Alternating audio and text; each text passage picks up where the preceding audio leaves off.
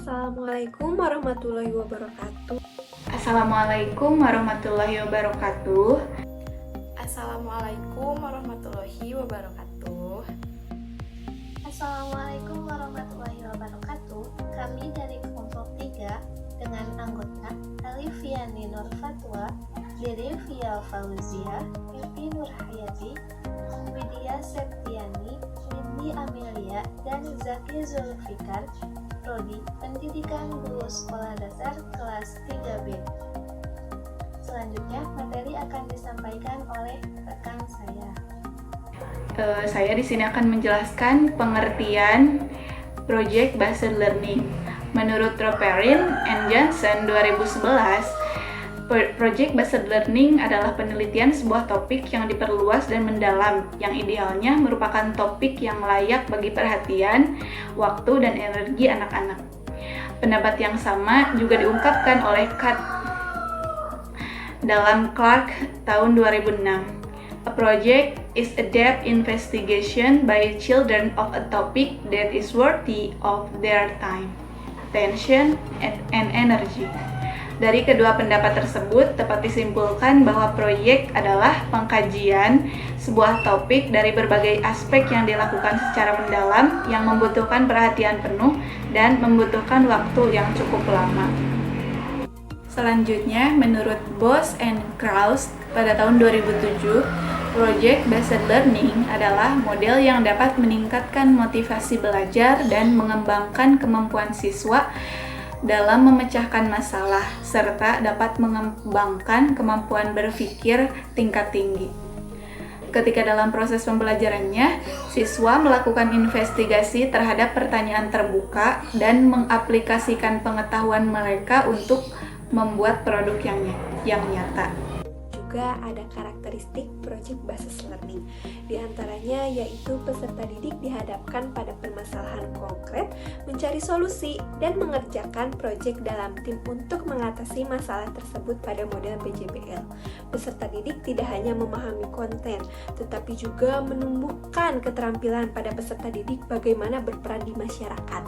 Keterampilan yang ditumbuhkan dalam PJBL diantaranya yaitu keterampilan komunikasi, presentasi, penelitian, dan penyelidikan. Penelitian kinerja pada PJBL dapat dilakukan secara individual dengan memperhitungkan kualitas produk yang dihasilkan ke dalam pemahaman konten yang ditunjukkan dan kontribusi yang diberikan pada proses realisasi proyek yang sedang berlangsung. Menurut Global Schoolnet, dalam Nur Rahman melaporkan hasil penelitian The Autodesk Foundation tentang karakteristik Project Based Learning. Hasil penelitian tersebut menyebutkan bahwa Project Based Learning adalah pendekatan pembelajaran yang memiliki karakteristik, yaitu sebagai berikut. Yang pertama, peserta didik membuat keputusan tentang sebuah kerangka kerja.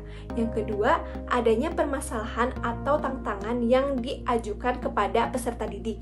Yang ketiga, peserta didik mendesain proses untuk menentukan solusi atau permasalahan atau juga tantangan yang diajukan. Dan yang keempat, peserta didik secara kolaboratif bertanggung jawab untuk mengakses dan mengelola informasi untuk memecahkan permasalahan tersebut.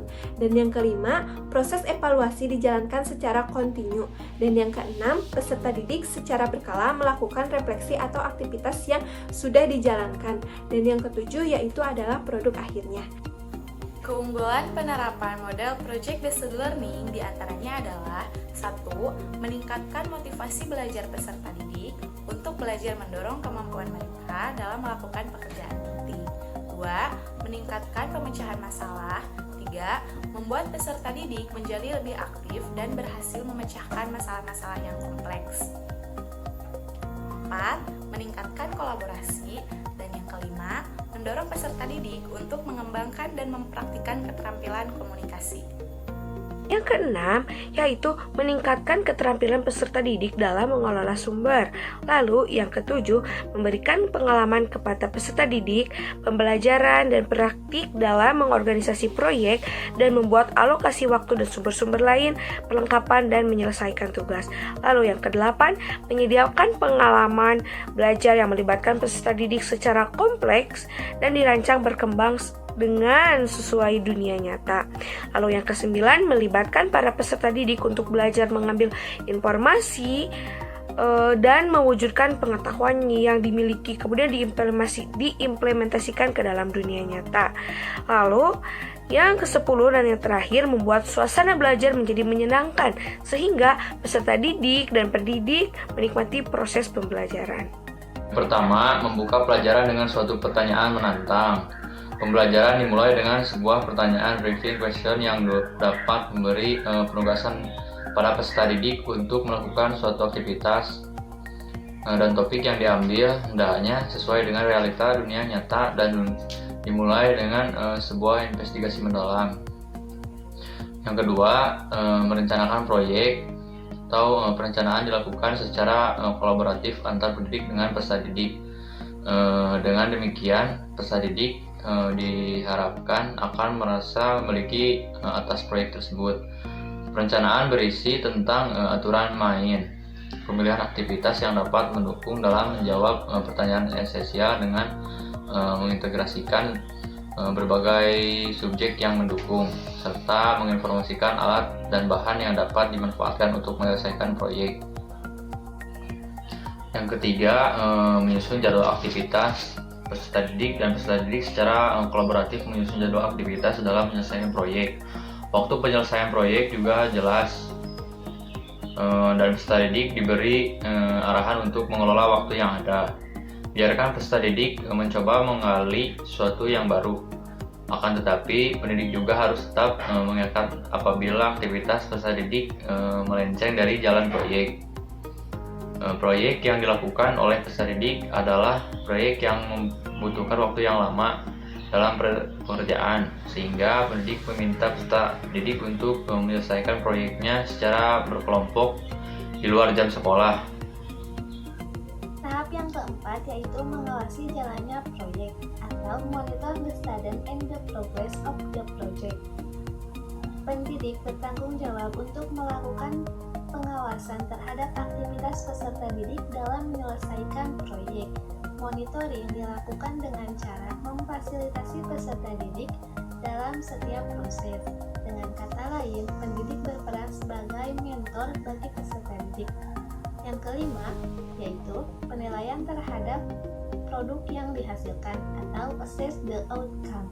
Penilaian dilakukan untuk membantu pendidik dalam mengukur tingkat kecapaian standar peserta didik, mengevaluasi pengetahuan masing-masing peserta didik, dan memberi umpan balik terhadap pengetahuan yang sudah dicapai oleh peserta didik. Yang terakhir yaitu evaluasi atau evaluate the experience. Pada akhir pembelajaran, pendidik dan peserta didik melakukan refleksi terhadap aktivitas dan hasil dari proyek.